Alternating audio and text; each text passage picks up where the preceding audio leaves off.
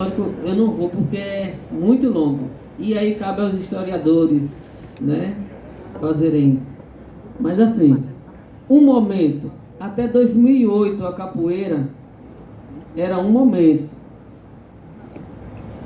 Mas a partir de 2008, com o processo de reconhecimento da capoeira como patrimônio imaterial do povo brasileiro, e com o reconhecimento, com a inscrição do ofício de mestre de capoeira no livro do saber, aí é um outro momento. Daí para cá, nós temos que pensar na capoeira como um outro momento. Muito se falava, muito se questionava com relação à organização de capoeira, a liberdade com a capoeira. E aí teve alguns reconhecimentos, né, da capoeira como desporto, né, através de regulamentação, de uma coisa e outra, porém ainda estava solta. E foi em 2008 que aconteceu esse processo de reconhecimento da capoeira, né, dentro do universo cultural. Até então, enquanto a capoeira como desporto, como luta, claro, existia as suas entidades de representatividade.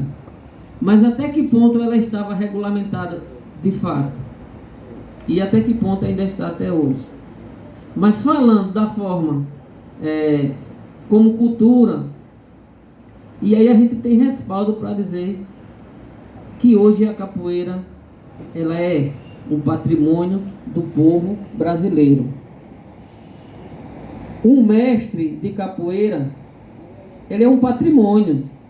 Hoje nós, né, é por isso que eu digo assim, eu digo, caramba, estou diante de tanto patrimônio, porque é uma coisa assim, é porque a gente ainda não conseguimos entender a dimensão que é um patrimônio.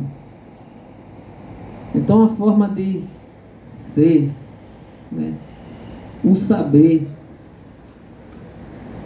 eu não vou nem dizer, eu vou pedir para o mestre Álvaro, ele ler o artigo 216 da Constituição Federal. O senhor pode fazer isso, mestre Álvaro? Eu vou dar para o senhor ler. Que o senhor tem uma voz bonita, eu vou dar para o senhor ler.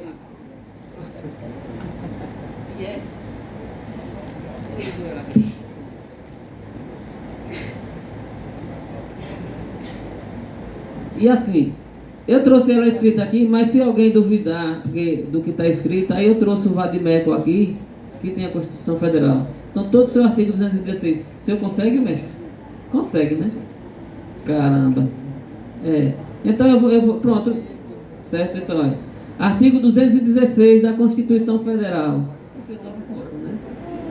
Constitui patrimônio cultural brasileiro os bens de natureza material e imaterial, tomados individualmente ou em conjunto, portadores de referências à identidade, à ação, à memória dos diferentes grupos formadores da sociedade brasileira, nos quais se incluem a forma de expressão, os modos de criar, fazer e viver, as criações científicas, artísticas e tecnológicas, as obras, objetos, documentos, edificações e demais espaços destinados às manifestações artísticos culturais. Os conjuntos urbanos e sítios de valor histórico, paisagístico, artísticos, arqueológicos, paleontológico, ecológicos e científicos. O poder público, com a colaboração da comunidade, promoverá e protegerá o patrimônio cultural brasileiro por meio de inventários, registro, vigilância, tombamentos e desapropriação e de outras formas de acautelamento e preservação. Inciso 2º, esse foi o parágrafo 1º, esse parágrafo 2º. Cabem à administração pública, na forma da lei, a gestão da documentação governamental e as providências para franquear sua consulta a quantos dela necessitem. E aí vem também, dentro da lei, o parágrafo 1º. A lei estabelecerá incentivos para a produção e o conhecimento de bens e valores culturais. Parágrafo 4º. Os danos e ameaças ao patrimônio cultural serão punidos na forma da lei. Parágrafo 5º. Ficam tombados todos os documentos e os sítios detentores de reminiscências históricas dos antigos quilombos. Aí veja bem, vejam, certo? É interessante que vocês também busquem e vejam que o quanto a capoeira está amparada aqui. Vejam que a capoeira não tem dono não, não se enganem não, porque se tiver alguém deturpando a capoeira, só baseado na própria Constituição Federal, essa pessoa ela pode ser punida na forma da lei. Às vezes nós capoeiristas não queremos ir de encontro um outro capoeirista, porque sempre tem aquela conversa: ah, mas o capoeirista vai brigar com o capoeirista, aí ele vai ficar meu inimigo. Mas assim, quando houver a deturpação da capoeira, cabe a nós, bem como toda a sociedade, buscar auxílio ao poder público para que seja evitado isso. E aí, em 2008, quando acontece todo esse processo, né, de reconhecimento, sabendo que a capoeira hoje ela está, pode-se dizer, no mundo todo. Se eu errar o ano, em 2014 a capoeira ela é reconhecida como patrimônio cultural da humanidade. Epa, agora não é só do Brasil mais não, é do mundo. E os outros países estão se organizando, porque o Brasil não pode mais dizer a capoeira é só do Brasil não, é do mundo. E o mundo são todos os países. E amparado pelo reconhecimento que ela teve pela Unesco,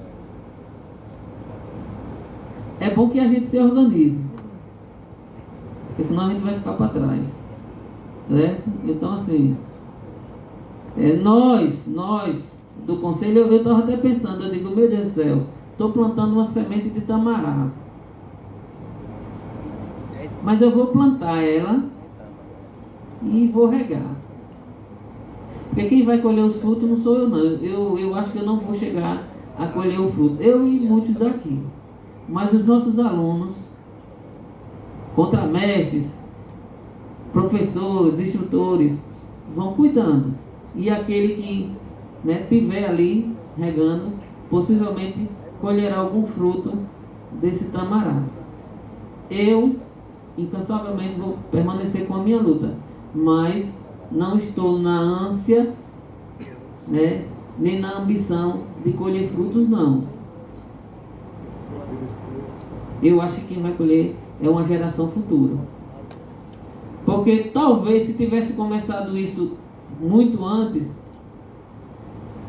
já estaria aí para a gente dar seguimento, né, no cuidado para que viesse mais rápido esses frutos. Mas nunca é tarde para começar. E que bom que nós conseguimos pegar uma gama de mestres seletos que acreditam no trabalho e que estão aí no dia a dia. Vamos fazer isso, vamos fazer aquilo, está acontecendo isso, está acontecendo aquilo, mas a gente está sempre em forma de irmandade, buscando o melhor para a capoeira. E eu tenho certeza que todos os mestres que aqui estão envolvidos sempre estão ganhando algo. O trocar de informações, a experiência de vida que cada um de nós temos. Quando a gente senta e começa a conversar, a lembrar do nosso início na capoeira, de como era, de como está, de como pode ser, isso é gratificante para a gente. E a gente sempre vê no olhar de cada um na conversa como foi bom estar aqui, como é bom estar com vocês, como é bom rever A ou B. E quem pode proporcionar isso é a capoeira. Então, assim, nós precisamos, vou dizer mais uma vez, precisamos intensificar os nossos trabalhos na forma de organizar a capoeira para que a gente possa cobrar. Nós não temos que mendigar nada a nenhum político, não. Porque os políticos gostam que a gente mendigue, porque ele vai dar um pouquinho a mim, depois um pouquinho a Quilombo, aí não vai dar ele, aí já tem um outro ali que dá ele, e aí os capoeiristas ficam pegando um grão de milho com cada político e dizendo, opa, tá bom para mim, eu estou ganhando o meu, então tá bom aqui no meu canto, né? E aí, e os políticos lá batendo palmas dizendo, mas que bom que a gente separa aquele poder de fogo com tão pouco, que bom.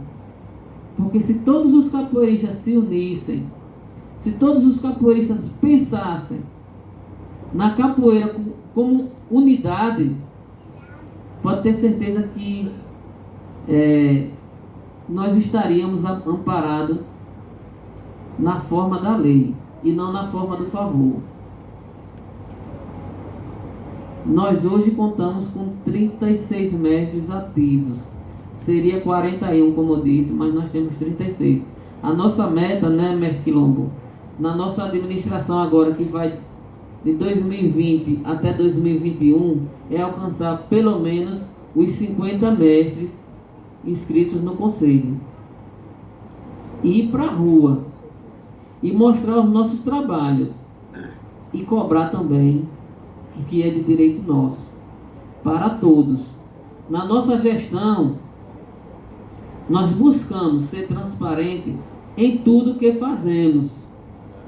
E todos os locais que eu, enquanto diretor, enquanto representante da categoria, todos os locais que eu for, todos têm acesso aí também. Jamais eu vou utilizar da instituição para ter proveito próprio ou para me promover. O que nós buscamos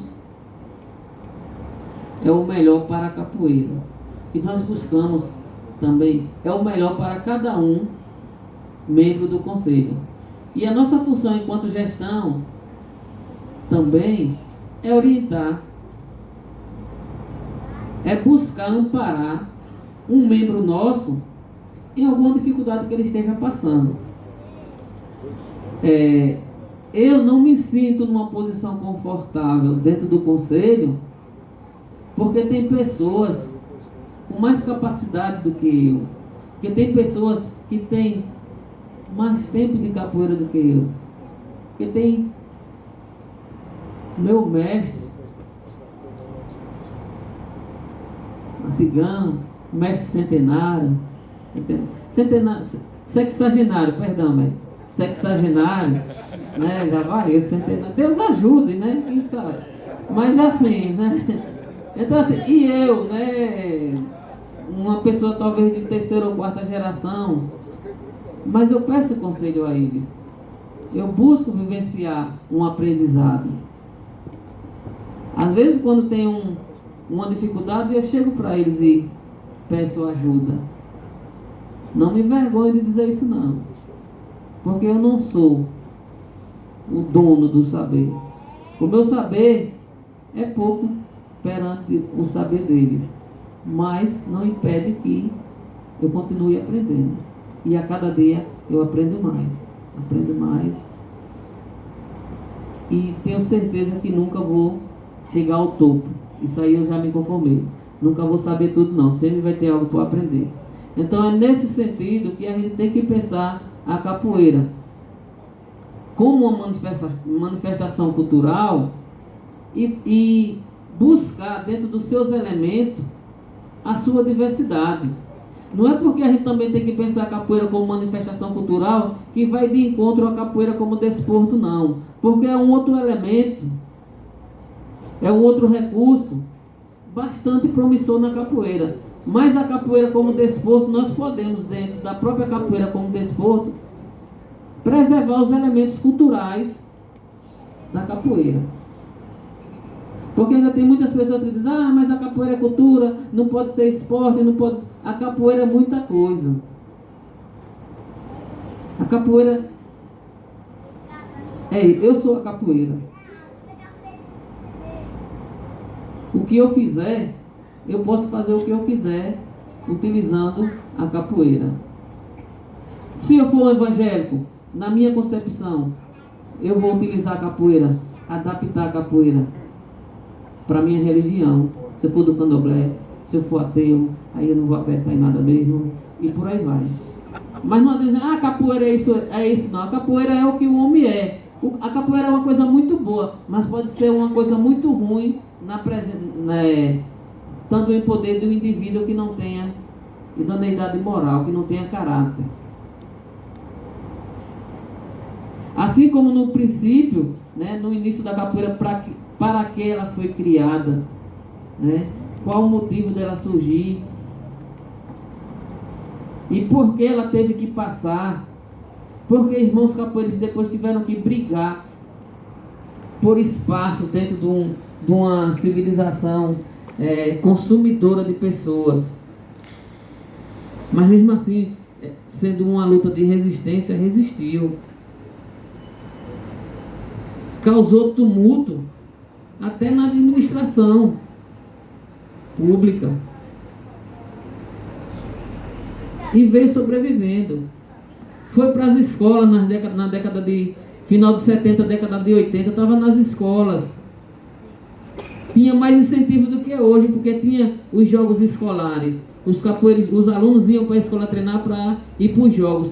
E hoje não tem, mas tem respaldo para estar. E nós não nos organizamos ainda para cobrar de fato e de direito o nosso espaço na escola.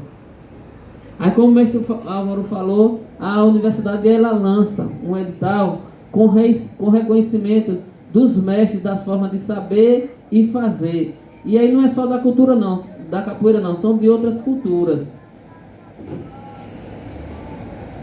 E aí esse é o momento, a gente já divulgou no conselho, dos mestres buscarem, e o conselho não vai se eximir de auxiliar não, o seu reconhecimento. Nós não podemos, mestre? Nós não podemos pegar esse título. Se você envia um documento e a universidade reconhece essa solicitação, mesmo lá com os mestres que têm título universitário, passa a isso. Porque eu vi no edital que não podia, mas pronto. Pode ser uma briga nossa, para termos esse reconhecimento, porque é um reconhecimento bom. Nós ficamos invejados, olha. Com todas as dificuldades, nós fomos para a universidade. E aí, quando a gente viu aquele edital lá, só para quem não tiver ainda o nível superior, E aí, diga como o senhor se sentiu. Eu me senti frustrado, porque é um título que eu quero também. E por que não? Com a minha arte. E aí, de imediato, a gente divulgou com os colegas no conselho, E aí, cada um também tem que fazer a sua parte, buscar vir ao conselho. O conselho não vai se eximir de ajudar, não. Porque esse é um reconhecimento digno a nós. Mas aí nós vamos ter esse reconhecimento só, que é a nossa preocupação, viu, mestre?